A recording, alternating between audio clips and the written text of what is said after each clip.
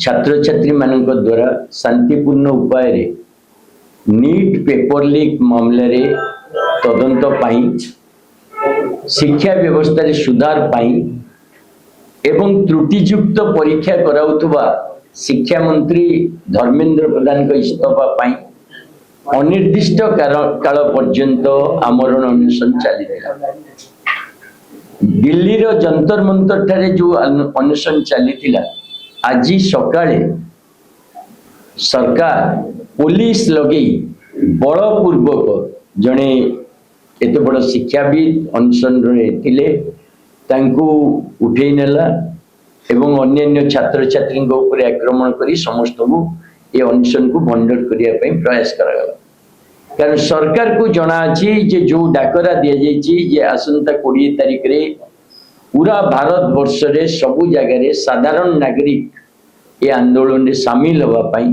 आ मुख्यतः जंतर मंतर ठारू parliament house पर्यंत जो मार्च होता तार प्रभाव को डरी सरकार एपरी कांड कर किंतु आज ओडिशा रे आम आदमी पार्टी तरफ आम स्पष्ट करने को चाहूँ जे ओडिशा रे विभिन्न जगह साधारण नागरिक तरफ छात्र छात्री तरफ जनसाधारण तरफ आसंता 20 तारिख रे जो आंदोलन डाकरा दि जाको आम पूर्ण प्राण रे समर्थन करुचु विशेषकर भुवनेश्वर रे साधारण जनसाधारण तरफ विभिन्न बुद्धिजीवी राजनीतिक दल व्यक्ति विशेष सांबादिक समस्ते मिलित भाव में गोटे धारणा प्रदर्शन करने मास्टर कैंटीन टारे निष्पत्ति से निष्पत्ति को आम आदमी पार्टी तरफ आम आज पूर्ण प्राण समर्थन करुचु आम आदमी पार्टी समस्त कार्यकर्ता बिना बैनर रे बिना आइडेंटिटी रे जोटा साधारण जनतार जेहेतु प्रोग्राम होची आमे भी अनुरोध करचु अन्य संगठन मानकु राजनैतिक दल मानकु बुद्धिजीवी मानकु आसंतु मिलित भावरी ए अत्याचारी सरकार रो प्रतिरोध करिबा शिक्षा व्यवस्था को ध्वंस करिबा को चाहूतुबा भारतीय जनता पार्टी रो जो उद्देश्य ताको परास्त करिबा एवं सोनम वांगचुक एवं छात्र छात्री मानक द्वारा जो आंदोलन आरंभ होईची ताको मजबूत करिबा और धर्मेंद्र प्रधान जो पर्यंत इस्तीफा न देचंदी से पर्यंत कारण गोटे जो उत्तरदायी व्यवस्था आम कहे गोटे मंत्री टाइम रे 5 थर पेपर लीक होची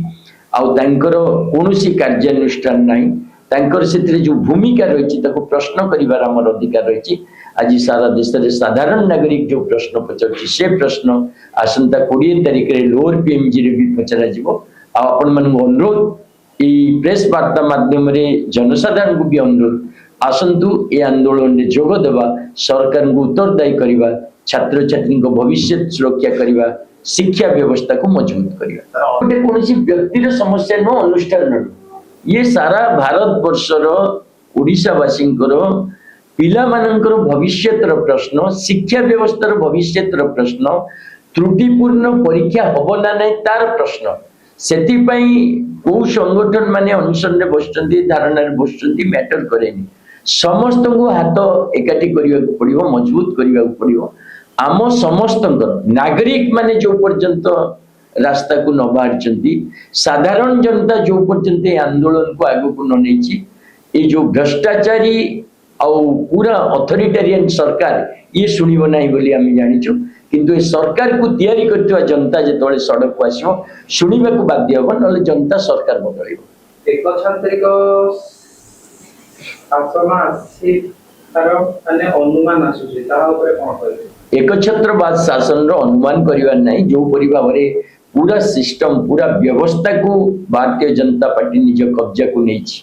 एवं पूरा आमे देश रे देखुचे जे दिल्ली पुलिस कमिश्नर को गतकाली ट्रांसफर कराला कारण आज शांतिपूर्ण आंदोलन उपरे अटैक करा ये जो घटना ये सूचय दउचे सरकार केते आक्रामक केते शिक्षा विरोधी केते जन विरोधी और को परि भाबरे आतंकवादी मानसिकतार सहित रहिछि तेणु आपको विरोध करने बर्तमान प्रत्येक साधारण नागरिक दायित्व कर्तव्य मु भावुचे जनसाधारण आपको बुझी आंदोलन में बहु संख्या सामिल भी है आपण जो सूचना दउछन भूल सूचना बोली हम बात करू काहे कि हाईकोर्ट को निर्देश कमे ताको हॉस्पिटलाइज करा देबा सोनम वांगचुक एटा कोनोसी बलपूर्वक उठाइ छै हाईकोर्ट को निर्देश जदि आपण पढिथिबे हाईकोर्ट को निर्देश रे स्पष्ट रहिछि जे प्रत्येक व्यक्तिर जीवन मूल्यवान एवं सोनम वांगचुक जीवन मूल्यवान से मेडिकल केयर नियाचु बलपूर्वक उठेबा 21 जन को बलपूर्वक उठेबा छात्र छात्री आक्रमण करवा आक्रमण करी गोटे शांतिपूर्ण आंदोलन को भंडूर करवा ये गोटे एकछत्रवादी मानसिकता ये कौन से आईन अदालत निष्पत्ति नहीं।